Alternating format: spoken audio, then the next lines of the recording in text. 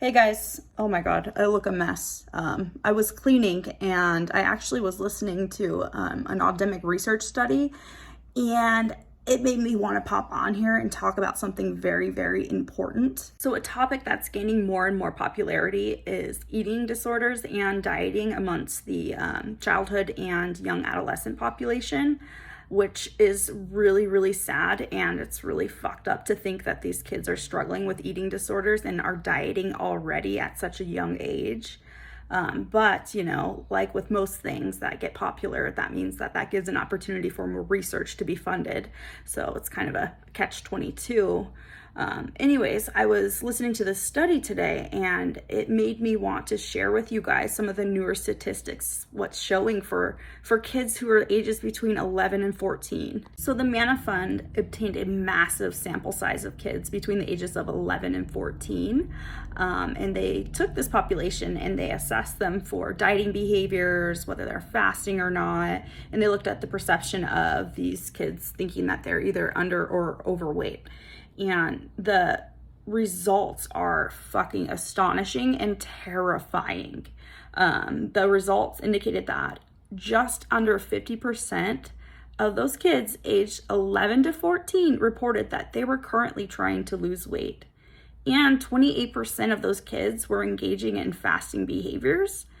And 6% of them were engaging in vomiting, laxatives, diet pills, and other supplements to help them lose weight.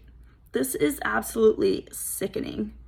Out of that 50% of kids who were dieting, 36% of them were of normal weight. This is insane. Kids are dieting at the age of 11 and they're not even overweight. It's scary. It's scary what's happening. We're finding also that young kids are developing eating disorders earlier and earlier. And it's a special consideration for these kids that are just growing. Even a marginal reduction in energy intake can be associated with growth deceleration. This is something we absolutely need to do something about. Feeling overweight, dieting, fasting are all types of behaviors and thought patterns that predict an early eating disorder. As a matter of fact, prospective studies have indicated that dieting has been associated with a 5 to 18-fold increased risk of an eating disorder. This is a massive issue considering eating disorders are the second most deadly mental health diagnosis behind opiate addiction. I would be negligent here if I didn't mention the controversy that's occurring in regards to obesity. A lot of parents are feeling like dieting is appropriate for their children, especially if they're obese. However, unfortunately, there's not a lot of education on dieting and obesity in general. Several studies actually show that dieting in adolescents has a paradoxical effect of resulting in excessive weight gain over time. So in a recent large-scale study involving over 15,000 children ages 9 to 14, they followed a 3-year period of these individuals engaging in either dieting or non-dieting behaviors. And it was observed that dieters gained significantly more weight than those that were not dieting. So the authors of this study concluded that self-directed dieting in this age group is not only ineffective, but it promotes weight gain. So that controversy in regards to obesity doesn't really make sense. I know it's not a shocker, but as a culture, we absolutely need to change the way we talk about these things, And one thing to consider also is that we can't necessarily blame our parents or grandparents for this. They themselves had developed and grown up in this culture that tells them that dieting is good. You need to lose weight or your worth is in how you look.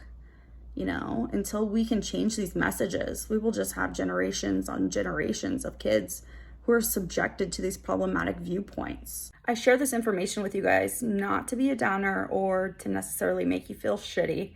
I share this information with you guys because we can absolutely be the change. We can make changes daily to rectify the issue and to help mitigate young kids from feeling the fucking need to diet.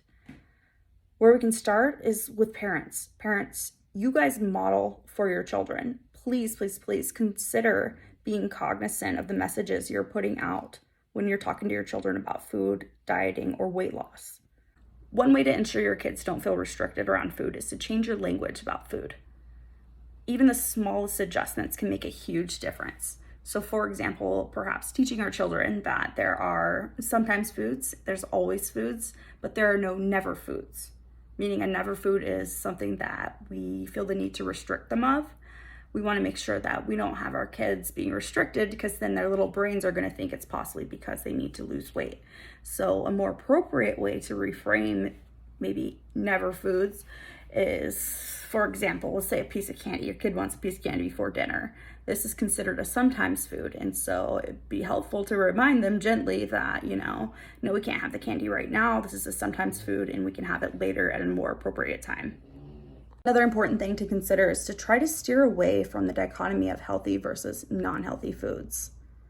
What can happen sometimes is that we associate non-healthy foods with shame, and so we don't want our children feeling like if they eat a non-healthy food that they have that shame that goes along with doing something that's not correct. Lastly, let's pay attention to how we talk about our bodies. Maybe instead of talking about our bodies as something that needs to be looked at or something that needs to look nice, thin, skinny, or whatever, let's change up the narrative. That shit is old. Bodies are amazing and they allow us to function. I want you to take a second to think of all the things your body does for you. I know for me, it lets me walk, allows me to run, breathes for me, allows me to hug my loved ones, cuddle my pets, and feel the love from my husband. There's a lot of things that our bodies do for us that are way more important than how our bodies look, and we need to be spreading that message. So I hope you guys enjoyed my TED Talk. Just kidding, but if you've made it this far, I appreciate you listening. If you can, please feel free to drop a like, leave a comment. Let me know if there's any other topics that you'd like for me to discuss.